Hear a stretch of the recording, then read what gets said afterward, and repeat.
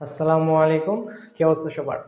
SSC 26 তোমরা যারা আছো, তো আজকে মূলত আমরা আরেকটা কম্প্যাক্ট সিকিউ সিরিজে একটা ক্লাস নিয়ে এসেছি। আজকে আমরা সাধারণ গণিতের যে অধ্যায় 17 পরিসংখ্যান এইটা আছে, এটা হচ্ছে আমরা আলোচনা করবো। সো যারা এখনো জানো না যে কম্প্যাক্ট সিকিউ সিরিজটা কি, তাদের জন্য আমরা সংক্ষেপে বলি যে আমরা এমন একটা সিরিজ সাজিয়েছি যেখানে হচ্ছে প্রতিটা অধ্যায় সর্বোচ্চ 2 থেকে 3টা সিকিউ আমরা সিলেক্ট করতেছি। যে সিকিউ গুলো সলভ করলে ওই অধ্যায় থেকে যত টাইপের যত রকম ভাবে প্রশ্ন আসা সম্ভব সবগুলো একটা কয়েকটা 2-3 থেকে 3টা সিকিউ আন্ডারে এনে এগুলো আমরা সলভ করে দেওয়ার চেষ্টা করতেছি। সো আজকে আমরা পরিসংখ্যান অধ্যায় 17টা চেষ্টা করবো 2 থেকে 3টা সিকিউর মধ্যে কমপ্লিট করে দেওয়া। আশা করি তোমাদের ভালো লাগবে।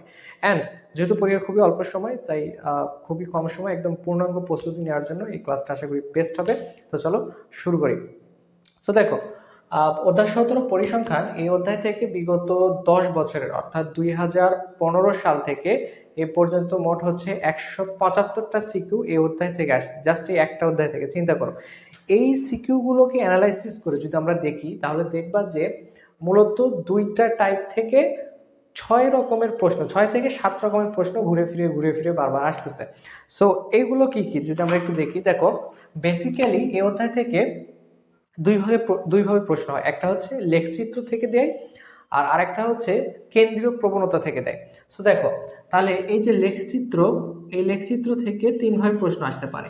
লেখচিত্র এটা হচ্ছে আমাদের মেইন টপিক। এখান থেকে 3ভাবে প্রশ্ন আসতে পারে। সেটা হচ্ছে এখান থেকে বলতে পারে যে প্রদত্ত উপাত্তের আলোকে বা প্রদত্ত তথ্যের আলোকে আয়তলেখ অঙ্কন করো, এটা আসতে পারে। তাহলে লেখ অঙ্কন, আয়তলেখ অঙ্কন, এই টাইপের একটা প্রশ্ন আসতে পারে। দেন আসতে পারে এখান থেকে হচ্ছে গণসংখ্যা বহুভুজ অঙ্কন করো, এটা আসতে পারে। তাহলে গণসংখ্যা বহুভুজ অঙ্কন এটাও আসতে পারে এই অধ্যায় থেকে। এই টাইপের একটা আরেকটা আসতে পারে, সেটা হচ্ছে অজীব রেখা অঙ্কন করতে দিতে পারে। অজীব রেখা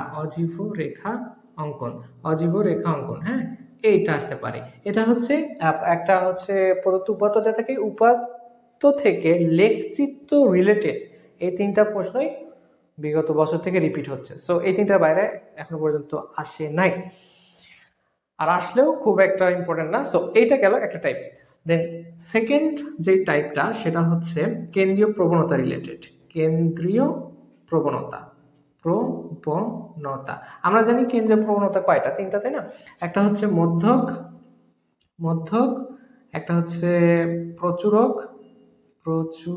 আর একটা হচ্ছে গড়। মধ্যক, প্রচুরক, আর একটা কাজ, এটাকে কেন্দ্রীয় প্রবণতা বলে, তাই তো? এখন এখান থেকে যেমন মধ্যক নির্ণয় করো, এই টাইপের একটা প্রশ্ন আসতে পারে। তাহলে মধ্যক নির্ণয় থেকে প্রশ্ন আসে। দেন প্রচুরক নির্ণয় করো, এরকম প্রশ্ন আসে গ ঘতে। দেন গড়, এই গড় থেকে দুইভাবে প্রশ্ন আসে। একটা হচ্ছে সংক্ষিপ্ত পদ্ধতিতে গড়, সংক্ষিপ্ত পদ্ধতিতে গড়, আরেকটা হচ্ছে গাণিতিক পদ্ধতিতে গড়। বুঝছো, এখান থেকে কিন্তু দুইভাবে আসতে পারে, গাণিতিক পদ্ধতিতে গড়। এখান থেকে এই দুইভাবে প্রশ্ন আসতে পারে। এখন দেখো, আমি যে অ্যানালাইসিসটা দেখালাম কোনগুলো কতবার এসেছে এটা যদি আমরা একটু দেখি। আয়তলেখ অঙ্কন এ পর্যন্ত মোট 12বার এসেছে টোটাল। দেন হচ্ছে গণসংখ্যা বহুভুজ আসছে 64 বার, ক্যান ইউ ইমাজিন, 64 বার। এবং অজীব রেখা আসছে 53 বার, গ ঘতে মিলাইয়া এটা আসছে। দেন কেন্দ্রীয় প্রবণতা থেকে মধ্যক নির্ণয় এ সম্পর্কিত প্রশ্ন আসছে 40টা, আর প্রচুরক নির্ণয় আসছে 21টা, আর এই যে সংক্ষিপ্ত পদ্ধতিতে গড় মানে টোটাল গড় থেকে আর কি। তো সংক্ষিপ্ত পদ্ধতিতে গড় বেশি করে তো আসে নাই, কয়টা 66টা, অনেক আসছে 66টা, কিন্তু গাণিতিক থেকে এখানে বেশি আসে নাই, মাত্র 4টা আসছে। সো এই টোটাল 175-এর আশেপাশে জাস্ট এই 2টা টপিক থেকে তুমি জাস্ট ইমাজিন করো। দেখো এখান থেকে আসছে, ওয়েট এক সেকেন্ড।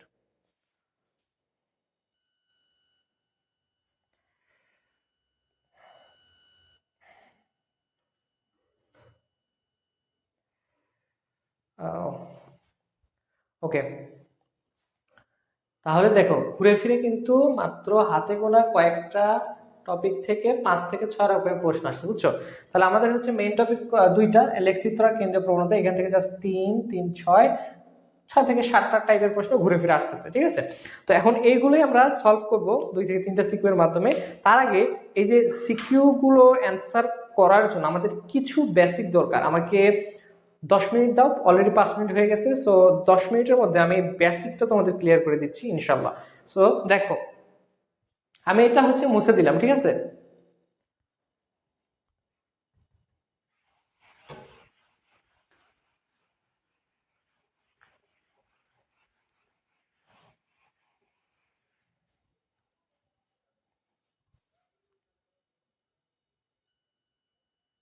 আচ্ছা দেখো, তাহলে এখন এই যে এসিউ গুলো সলভ করতে আমাদের কিছু সূত্র লাগবে এবং কিছু ক্লিয়ার কনসেপ্ট লাগবে, যেটা আমরা আলোচনা করব আমাদের নেক্সট টপিক, সেটা হচ্ছে ইনভেন্টরি।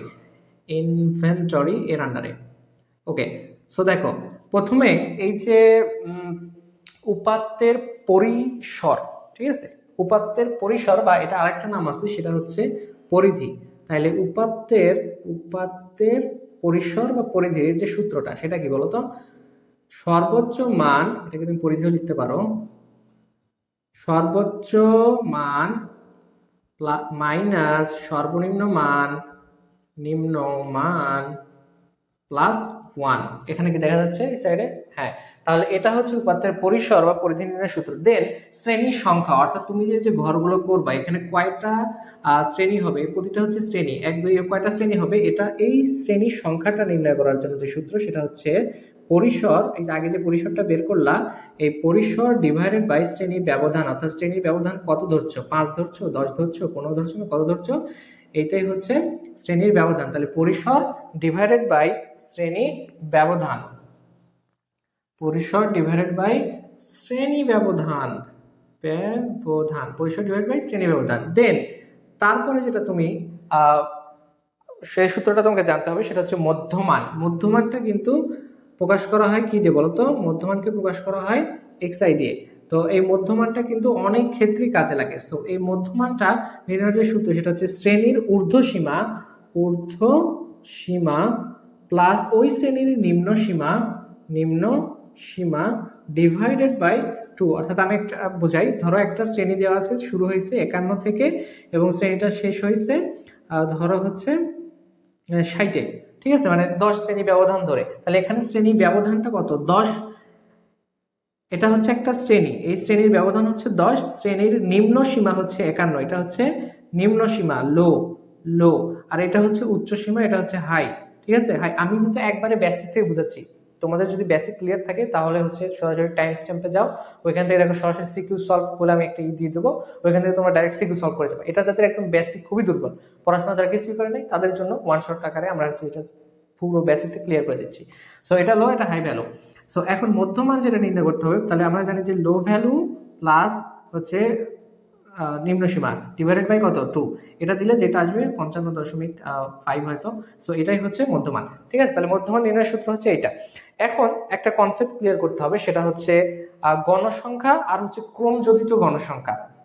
এটার একটা হচ্ছে চমৎকার কনসেপ্ট আছে, যেটা ক্লিয়ার করা খুবই খুবই খুবই দরকারি।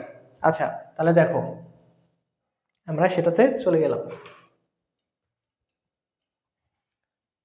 আচ্ছা দেখো, তাহলে কনসেপ্টটা হচ্ছে কি? কনসেপ্টটা হচ্ছে গণসংখ্যা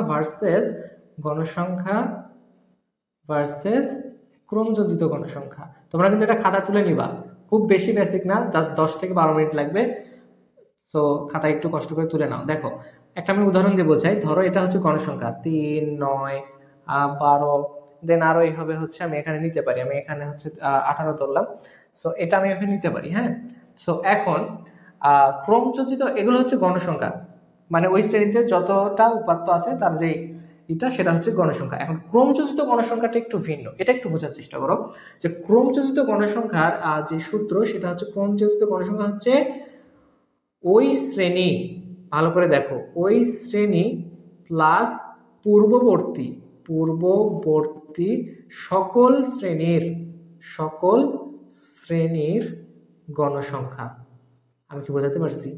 ওই শ্রেণীতে যতগুলো থাকবে প্লাস পূর্ববর্তী সকল শ্রেণীর গণসংখ্যা। তাহলে এটার ক্রমযোজিত গণসংখ্যা কত হবে? ওই শ্রেণীতে আছে হচ্ছে 3, তার আগের যত সেটা হচ্ছে 0, কারণ আগে তো নাই। তাহলে 3 + 0 = 3, এটাই হচ্ছে ক্রমযোজিত গণসংখ্যা। এখন এইটার ক্রমযোজিত গণসংখ্যা কত হবে? 9। তাহলে ওই শ্রেণী কত আছে 9, তার আগের সকল, আগের কয়টা আছে একটা, তাহলে 9 আর 3 হচ্ছে 12, এটা হচ্ছে ক্রমযোজিত গণসংখ্যা। দেন এই শ্রেণীর ক্ষেত্রে 18 তো আছেই, 18 তো আছেই, তাহলে ওই শ্রেণী প্লাস পূর্ববর্তী সকল শ্রেণী, তাহলে 18 আগের শ্রেণী 9, তার আগের শ্রেণী 3, এই সকল শ্রেণীর যোগফল, তাহলে 18 টোটাল কত হচ্ছে দেখো, টোটাল হচ্ছে 30। এটা হচ্ছে ক্রমযোজিত গণসংখ্যা কিন্তু, হ্যাঁ, মানে হচ্ছে যে যেটা লিখবা মানে এই শ্রেণী বরাবর এটা সহ আগের গুলো সব যোগ করে এখানে বসাবো, এটা হচ্ছে ক্রমযোজিত গণসংখ্যার কনসেপ্ট। এখন প্রশ্ন হচ্ছে এই যে ক্রমযোজিত গণসংখ্যা এটা কোথায় লাগে, এর ইউজ কেসেসটা কি? সো দেখো, এই যে ক্রমযোজিত গণসংখ্যা এটা লাগবে দুই জায়গায়, একটা হচ্ছে মধ্যক নির্ণয়ে, মধ্যক নির্ণয়, আর একটা লাগবে হচ্ছে অজীব রেখা নির্ণয়। অজীব রেখা না, হ্যাঁ অজীব রেখা নির্ণয়। তাহলে মধ্যক এবং অজীব রেখা এই দুই জায়গায় এই ক্রমযোজিত গণসংখ্যাটা লাগবে, এটা হচ্ছে একটা মাস্ট। বুঝতে পারছি এটুকু? ওকে, এইটুকু যদি ক্লিয়ার হয় তাহলে আমরা আমাদের নেক্সট টপিকে চলে যাব, সেটা হচ্ছে হাউ টু মেক এ গণসংখ্যা নিবেশন সারণী, অর্থাৎ গণসংখ্যা নিবেশন সারণী কিভাবে তৈরি করবা। সো দেখো, গণসংখ্যা নিবেশন সারণী তৈরি করার 3টা স্টেপ আছে। গণসংখ্যা নিবেশন সারণী, নিবেশন সারণী মেক করার 3টা স্টেপ আছে। একটা হচ্ছে প্রথমত তোমাকে কি নির্ণয় করতে হবে, স্টেপ ওয়ানে তোমাকে পরিসর নির্ণয় করতে হবে। স্টেপ ওয়ানে কি করতে হবে দেখো, স্টেপ ওয়ানে তোমাকে পরিসর নির্ণয় করতে হবে। স্টেপ ওয়ানে পরিসর নির্ণয় করার পরে স্টেপ 2তে তোমাকে করতে হবে হচ্ছে শ্রেণী ব্যাপ্তি একটা ধরতে হবে, মানে এই যে শ্রেণী ব্যবধান, শ্রেণী ব্যক্তি, এটা একই জিনিস। প্রশ্ন যদি বলা থাকে 5 ধরো অথবা 10 ধরো সেটা ধরবা, আর যদি না হয় তাহলে তোমার সুবিধা মতো উপাত্ত অনুসারে তুমি এটা ধরে নিবে, 5 হইতে পারে, সেটা 10 হইতে পারে।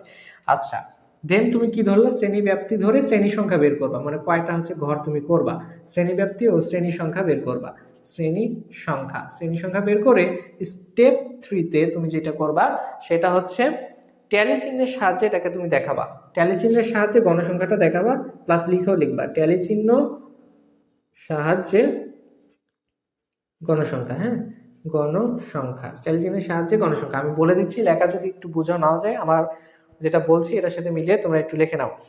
আচ্ছা ফাইন, এখন আরেকটা খুবই স্ট্রং বেসিক তোমাদের ক্লিয়ার করতে হবে, সেটা হচ্ছে আয়তলেখ, গণসংখ্যা, বহুভুজ আর হচ্ছে অজীব রেখা, এই 3টার মধ্যে পার্থক্য কি, কোনটা কি বোঝায়, এটা খুব ইম্পর্টেন্ট। সো দেখো এখানে আমি লিখে দিচ্ছি। সো প্রথমে তো আমি দেখাবো হচ্ছে এখানে আয়তলেখ, ঠিক আছে, আশা করি দেখা যাবে আয়তলেখ, হ্যাঁ এই যে দেখো, আয়তলেখ নির্ণয়ের ক্ষেত্রে আমাদের 3টা জিনিস লাগবে।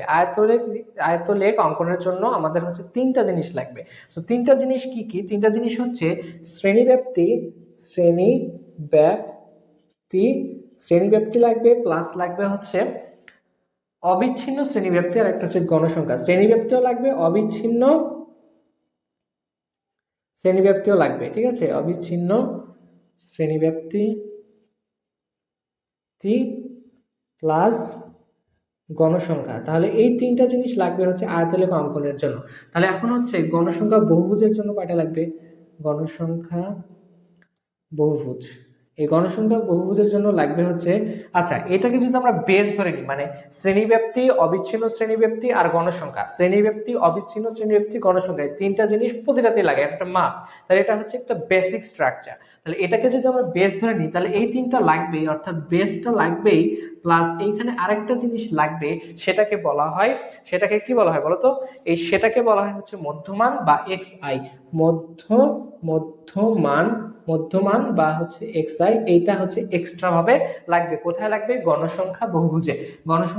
কি লাগবে এক্সট্রা, গণসংখ্যা বহুভুজে এক্সট্রা লাগবে হচ্ছে বেসের সাথে মধ্যমান, ঠিক আছে। দেন অজীব রেখা, এই যে একটা টার্ম আছে না অজীব রেখা, এটা কোথায় দেবো, এখানে দিই অজীব রেখা। এই যে এটার ক্ষেত্রে আরেকটা এক্সট্রা জিনিস লাগবে, বেসের সাথে মধ্যমান লাগবে না, বেসের সাথে এখানে লাগবে, এই যে একটু আগে আমি আলোচনা করেছি যে ক্রমযোজিত গণসংখ্যা মধ্যকের ক্ষেত্রে আর অজীব রেখার ক্ষেত্রে লাগবে। তাহলে এখানে অজীব রেখার ক্ষেত্রে কি লাগবে, ক্রমযোজিত গণসংখ্যা, ক্রমযোজিত গণসংখ্যা, এইটা লাগবে কখন, অজীব রেখা অঙ্কনের জন্য, ঠিক আছে, অজীব রেখা অঙ্কনের জন্য এইটা লাগবে, ঠিক আছে। আর অজীব রেখাটা কেমন হবে যদি একটু আইডিয়া দিই চিত্রের সাহায্যে, এই যে এইভাবে হয়তো যাবে, যদিও হয় নাই, আর একটু মানে দেখাই দেবো যখন সৃজনশীল আমরা সলভ করবো, ঠিক আছে। তো এখান থেকে দুইটা বিষয় তোমরা মনে রাখবা সহজে, যে আমি একটু লেখচিত্রতে দেখাই, এটা যদি এক্স অক্ষ হয়, এটা যদি ওয়াই অক্ষ হয়, তাহলে আয়তলেখ অঙ্কনের সময় মনে রাখবা এটা বরাবর সবসময় অবিচ্ছিন্ন শ্রেণীব্যাপ্তি যাবে, গণসংখ্যা বহুভুজের ক্ষেত্রে তাই, এটার ক্ষেত্রে তাই। এক্স অক্ষ বরাবর সবসময় থাকে হচ্ছে অবিচ্ছিন্ন শ্রেণীব্যাপ্তি। আর এটা সহজে মনে রাখার জন্য এই ওয়াই অক্ষ বরাবর এখানে থাকবে হচ্ছে গণসংখ্যা, কখন, এটা আয়তলেখ অঙ্কনের ক্ষেত্রে। আর বহুভুজের ক্ষেত্রে এখানে থাকবে এই সাইডে কি থাকবে, এই সাইডে থাকবে এটা বহুভুজের ক্ষেত্রে না, সরি, এটা হচ্ছে অজীব রেখার ক্ষেত্রে। আচ্ছা, আমি ক্লিয়ার করে দেবো আরেকবার, একটু প্যাঁচ লেগে গেলে একটু সরি, আমি ক্লিয়ার করে দেবো, সমস্যা নাই। সো দেখো, অজীব রেখার ক্ষেত্রে এই এক্স অক্ষ বরাবর অবিচ্ছিন্ন শ্রেণীব্যাপ্তি, আর ওয়াই অক্ষ বরাবর থাকে হচ্ছে ক্রমযোজিত গণসংখ্যা, ক্রমযোজিত গণসংখ্যা, ঠিক আছে। আচ্ছা, দুঃখিত। সো এটা আমি, তোমরা একটু তুলে নাও, আমি মুছে দেওয়ার আগে আরেকবার বুঝাই দেবো, সমস্যা নেই, একটু কষ্ট করে তুলে নাও, 20 সেকেন্ড সময় দিলাম।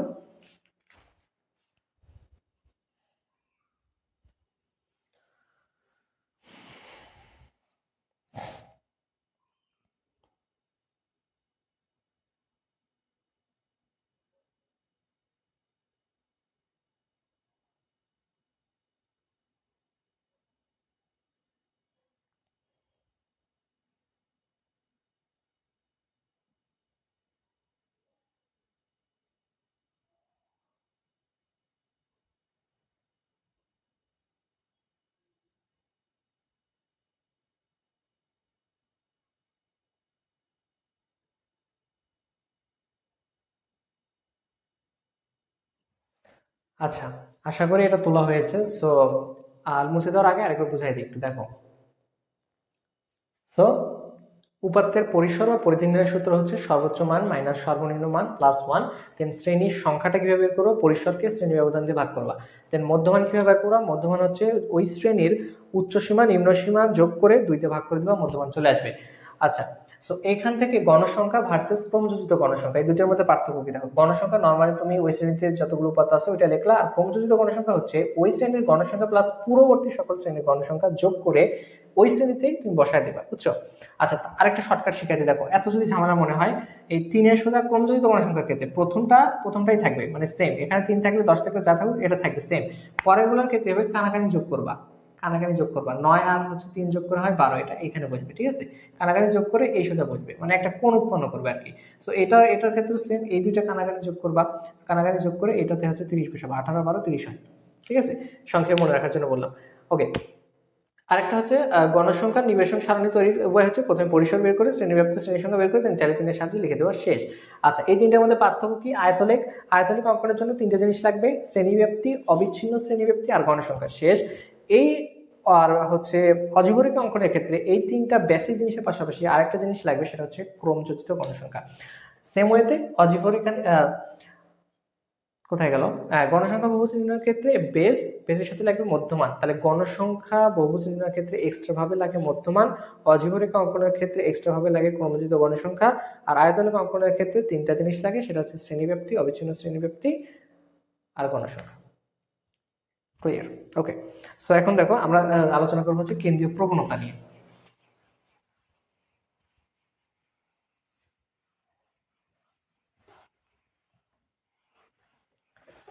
কেন্দ্রীয় প্রবণতা নিয়ে এখন আমরা একটু আলোচনা করি, দেখা যাক কতটুকু কভার হয়। সো কেন্দ্রীয় প্রবণতা, হ্যাঁ, ওয়ার্ডটার সাথে পরিচিত হও, কেন্দ্রীয় প্রবণতা, আই থিঙ্ক তোমরা অনেকে পরিচিত। কেন্দ্রীয় প্রবণতা আর বেশিক্ষণ লাগবে না, আশা করি 5 মিনিটের মতো লাগবে। সো এই যে কেন্দ্রীয় প্রবণতা, এটা হচ্ছে কয়টা, 3টা না, একটা হচ্ছে মধ্যক, আর একটা হচ্ছে কি প্রচুরক, আর একটা হচ্ছে গড়। একটু আগে আমরা এটা দেখছি যে কেন্দ্রীয় প্রবণতা হচ্ছে 3টা গড়। আচ্ছা, এখন প্রথমে আমরা আসি মধ্যক কিভাবে আমরা নির্ণয় করব। সো মধ্যক, তাই না, তাহলে এই মধ্যক কিভাবে নির্ণয় করব, এখন এখানে 2টা কন্ডিশন আছে, একটা হচ্ছে উপাত্তগুলো যদি শ্রেণীবিন্যস্ত হয় আর উপাত্তগুলো যদি শ্রেণীবিন্যস্ত না হয়, 2টো কন্ডিশন আছে। তো প্রথমে আমরা জানি যে উপাত্তগুলো শ্রেণীবিন্যস্ত না হয়, তাহলে শ্রেণীবিন্যস্ত নয়,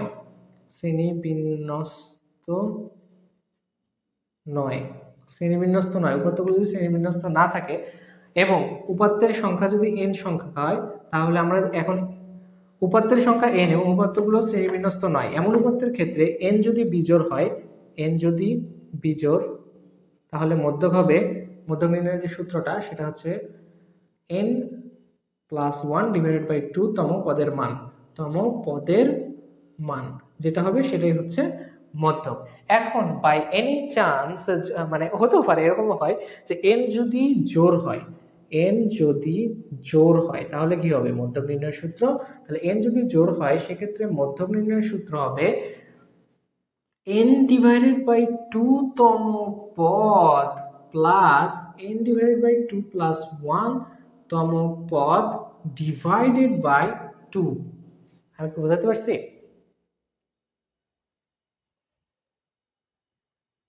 n ডিভাইডেড বাই 2 তম পদ plus n divided by 2 plus 1 তম পদ ডিভাইডেড বাই 2 তম পদের, হয় না এখনো শেষ, তম পদের সাংখ্যিক মানের গড়, সাংখ্যিক মানের গড়, এটা হচ্ছে তখন হবে মধ্যক নির্ণয় সূত্র যদি n সমান সমান জোড় হয়। এখন আরেকটা কন্ডিশন, সেকেন্ড কন্ডিশন যেটা, এখন যদি উপাত্তগুলো শ্রেণীবিন্যস্ত হয় তাহলে শ্রেণীবিন্যস্ত উপাত্তের ক্ষেত্রে, শ্রেণীবিন্যস্ত উপাত্তের ক্ষেত্রে মধ্যক নির্ণয়ের একটা সূত্র আছে যেটা হচ্ছে আমরা সবাই কম বেশি জানি। শ্রেণীবিন্যস্ত উপাত্তের ক্ষেত্রে মধ্যক নির্ণয়ের সূত্র হচ্ছে মধ্যক, শ্রেণীবিন্যস্ত উপাত্তের ক্ষেত্রে মধ্যক নির্ণয় সূত্র হচ্ছে এল। এল সমান সমান কি লেখা যায়, সরি আরেকটু ভুল হয়েছে। আচ্ছা দেখো, শ্রেণীবিন্যস্ত উপাত্তের ক্ষেত্রে মধ্যক নির্ণয়ের সূত্র যেটা আমরা কম বেশি সবাই পরিচিত সেটা হচ্ছে মধ্যক equal to L plus N divided by 2 minus F C into H divided by F M into H divided by F M. আচ্ছা, অনেকের ক্ষেত্রে এফ সি আগে দিবে না, এফ এম আগে দিবে, এটা একটু কনফিউশন হয়েছে, আমি ক্লিয়ার করি। দেখো, আলফাবেটের নিয়ম অনুসারে এ বি সি, সি আগে আসে না, তাহলে সি যেহেতু আগে আসে তাহলে এফ সি এটা আগে বসবে আর এফ এম হচ্ছে নিচে অর্থাৎ পরে যাবে। সো এটা খুবই একটা ইজি। এখন কোনটা কি ডিফাইন করে এটা জানি, এটা এলটা হচ্ছে মধ্যক শ্রেণীর নিম্নমান, এলতে হচ্ছে লো, এলতে কি, এলতে হচ্ছে লো, তাহলে লো মানে হচ্ছে নিম্নমান, নিম্নমান মধ্যক শ্রেণীর নিম্নমান। আর এই মধ্যক শ্রেণীটা তুমি কিভাবে ডিফাইন করবা, এই মধ্যক শ্রেণীটা ডিফাইন করবা হচ্ছে n ডিভাইডেড বাই 2 তম পদের মান দ্বারা, আমরা দেখা দেবো যখন আমরা সলভ করব তখন দেখা দেবো পদের মান, এটার ক্ষেত্রে n ডিভাইডেড বাই 2 তম পদের মান, এটার ক্ষেত্রে তুমি মধ্যক শ্রেণীটা পাইলা। আচ্ছা, এখন এই মধ্যক শ্রেণীর যেই মধ্যক শ্রেণীর নিম্নমান সেটা হচ্ছে এই এল, এন হচ্ছে টোটাল গণসংখ্যা, এফ সিটা হচ্ছে মধ্যক শ্রেণীর আগের শ্রেণীর ক্রমযোজিত গণসংখ্যা, ঠিক আছে, কুমুলেটিভ টাইপের কিছু এটা। সো এফ সি হচ্ছে মধ্যক শ্রেণীর আগের শ্রেণীর, আমি একটু সংখ্যায় লিখি, মধ্যক শ্রেণীর আগের পূর্ববর্তী শ্রেণীর ক্রমযোজিত গণসংখ্যা, ঠিক আছে। আচ্ছা, এফ আর এইচটা হচ্ছে কি, এইচটা হচ্ছে শ্রেণী ব্যাপ্তি বা শ্রেণী ব্যবধান, আর এই এফ এম হচ্ছে মধ্যক শ্রেণীরই গণসংখ্যা, ক্রমযোজিত না কিন্তু, শুধু গণসংখ্যা, মধ্যক শ্রেণীর গণসংখ্যা, ঠিক আছে, মধ্যক শ্রেণীর গণসংখ্যা। আশা করি মধ্যক বিষয়টা হচ্ছে ক্লিয়ার হয়েছে তোমরা, যে মধ্যকের বিষয়টা কিভাবে কি, যদি শ্রেণী বিন্যস্ত নয় এমন উপাত্ত হয় এবং এন যদি বিজোড় হয় তাহলে এটা, আর এন যদি জোড় হয় তাহলে এইভাবে, ওকে। আর যদি শ্রেণী বিন্যস্ত হয় তাহলে প্রথমে আমরা মধ্যক পদ কোনটা সেটা বের করব, n ডিভাইড বাই 2 তম পদের মান এই সূত্র দিয়ে, দেন আমরা এই সূত্রে অ্যাপ্লাই করব কখন, যখন এটা শ্রেণী বিন্যস্ত হবে, l plus n2 minus fc into h divide by fm। Okay, clear. তাহলে এখন যদি এটা ক্লিয়ার হয় তাহলে আমরা যাব আমাদের পরবর্তী যে বিষয় সেটা হচ্ছে প্রচুরক কিভাবে নির্ণয় করব সেটা সম্পর্কে আমরা একটু দেখব। চলো দেখি।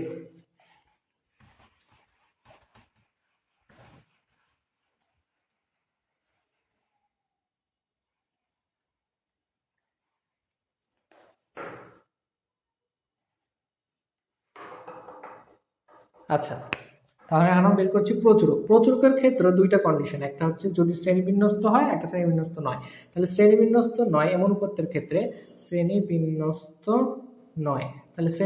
নয় এমন উপাত্তের ক্ষেত্রে যে সংখ্যাটা সর্বাধিকবার থাকবে, যে সংখ্যা সর্বাধিকবার সর্বাধিক বার থাকবে সেটাই প্রচুরক। ঠিক আছে, সেটাই প্রচুরক। যে সংখ্যাটা সর্বাধিক বার থাকবে সেটাই হচ্ছে প্রচুরক। যেমন আমরা একটা উদাহরণ দিই, যেমন 2 3 5 2 7 5 7 5 11, তারপরে হচ্ছে ধরো দিলাম 4। হ্যাঁ, এটা ধরো একটা উপাত্ত যেটা শ্রেণীবিন্যস্ত অবশ্যই নয়। আচ্ছা, এখানে বলা হচ্ছে যে সংখ্যা সর্বাধিক বার থাকবে সেটাই হচ্ছে প্রচুরক। তাহলে সর্বাধিক বার কোনটা আছে দেখি। 2 আছে 2 বার, ওকে। 5 আছে 2 বার, হ্যাঁ। তাহলে 2 আর 5 2 বার আছে। দেখো, প্রচুরক একটাই হইতে হবে এমন কোনো কথা না, দুইটা তিনটাও হইতে পারে। সো এখানে কিন্তু প্রচুরক কয়টা? দুইটা। তাহলে 2 আর হচ্ছে 5, এই দুইটা কিন্তু এখানে প্রচুরক। এখন প্রশ্ন হচ্ছে কোন সংখ্যায় যদি এখানে 2 বার না থাকে বা কোন সংখ্যা যদি একাধিকবার না থাকে, সংখ্যাগুলো যদি সমান সংখ্যক থাকে, তাহলে ওই ক্ষেত্রে কোনো প্রচুরক নাই। প্রচুরক থাকতে হবে এমনও কোনো কথা নাই। সো প্রচুরক থাকতেও পারে, না থাকতেও পারে, এটা একটু মাথায় রাখবে। হ্যাঁ, প্রচুরক, এটা একটু লিখে রাখো সাইডে। প্রচুরক নাও থাকতে পারে, নাও থাকতে পারে, আবার প্লাস একাধিকও হতে পারে, একাধিক হতে পারে, একাধিক হতে পারে। জাস্ট এই দুইটা কনসেপ্ট তোমার ক্লিয়ার থাকতে হবে। ওকে, এখন আসো, যদি এই উপাত্তগুলো শ্রেণীবিন্যস্ত হয়, শ্রেণী বিন্যস্ত, সো এখন এগুলো যদি শ্রেণীবিন্যস্ত হয় তাহলে কি হবে? তাহলে কন্ডিশনটা কিন্তু পুরোই চেঞ্জ হয়ে যাবে। সো যদি শ্রেণীবিন্যস্ত হয় তাহলে প্রচুরক নির্ণয়ের যে সূত্র, প্রচুরক নির্ণয়ের যে সূত্র, সেটা হচ্ছে L plus H1, sorry F1, L plus F1 plus F2 into হচ্ছে H। ওকে, এখন কোনটা দ্বারা কি মিন করে দেখো, সেটা আমি একটু বোঝাই। এলতে মনে রাখবো সবসময় লো, এলতে হচ্ছে লো। কি লো? প্রচুরক শ্রেণীর নিম্ন সীমা, প্রচুরক শ্রেণী। আচ্ছা, প্রচুরক শ্রেণী যখন শ্রেণীবিন্যস্ত উপাত্ত থাকবে তখন কি বের করবা? দেখো, সাইডে এটা বের করবো হচ্ছে গণসংখ্যা থেকে। প্রচুরকটা বের করবো কোথা থেকে? এটা হচ্ছে গণসংখ্যা থেকে বুঝবা।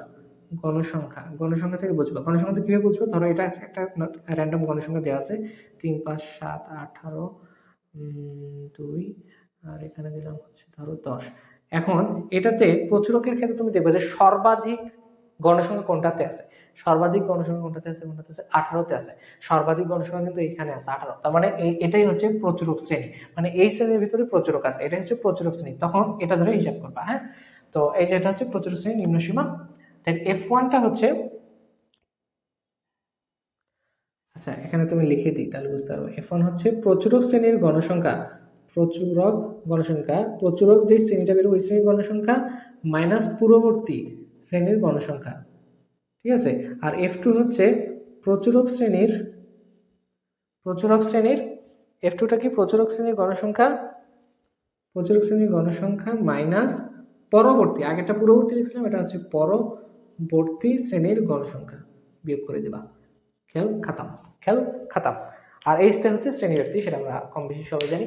সো এটুকু আশা করি বুঝতে পারছো। লেখা বোঝা না গেলে আমার ভয়েসের সাথে সিঙ্ক করে নেবে আর কি। তো এটা শেষ। আরেকটা জাস্ট আছে, এটা দেখা দিলে হচ্ছে হয়ে যাবে, সেটা হচ্ছে গড়। এই গড় ক্ষেত্রে দুই ভাবে বের করা যায়, একটা হচ্ছে গাণিতিক গড় আর একটা হচ্ছে সংক্ষিপ্ত পদ্ধতি গড়। তাহলে গাণিতিক গড় নির্ণয়ের সূত্র কি?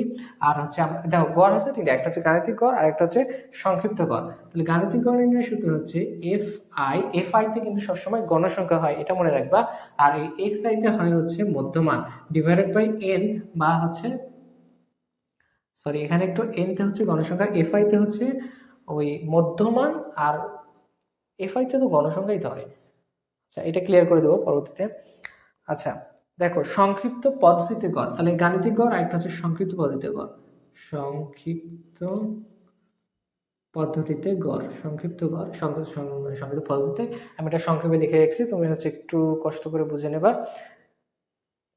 এটা হচ্ছে A plus F I U I,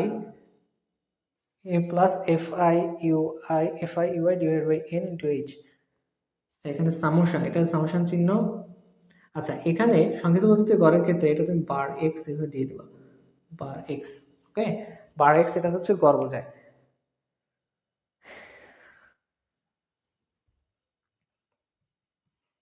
আচ্ছা, তো এটা কি দেখো, এটা হচ্ছে যে ধাপ বিচ্যুতি, ধাপ বিচ্যুতি u u u i u, এটা হচ্ছে যে, এটা হচ্ছে এখানে আনুমানিক গড়, তুমি লিখে দিই, এটা হচ্ছে আনুমানিক গড়, আনুমানিক গড়, আনুমানিক গড়।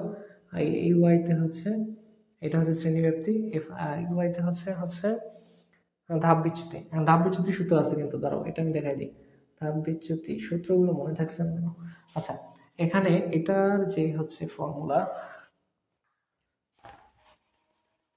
ওকে দাঁড়াও, আনুমানিক গড় সংক্ষিপ্ত গেছে, এখন হচ্ছে ধাপ বিচ্যুতি, ইউ এর সূত্র হচ্ছে ধাপ বিচ্যুতি, ধাপ বিচ্যুতি ইউআই দিয়ে প্রকাশ করা হয়। এটার সূত্র কি জানো? এটার সূত্র হচ্ছে মধ্যমান থেকে বাদ দিবা, মাইনাস এ ডিভাইডেড বাই হচ্ছে এই যে, এটা হচ্ছে আনুমানিক একটা গড়। সো এইটা হচ্ছে আপাতত হচ্ছে এখানকার বেসিক। সো এখন আমরা হচ্ছে সলভ করবো, কি বলো, এখন আমরা সলভ করে যাবো, আমাদের সিকিউতে চলে যাবো। আশা করি 2 থেকে 3টা সিকিউর মধ্যে পুরোটা সলভ হয়ে যাবে। তো এখন সিকিউ পার্ট।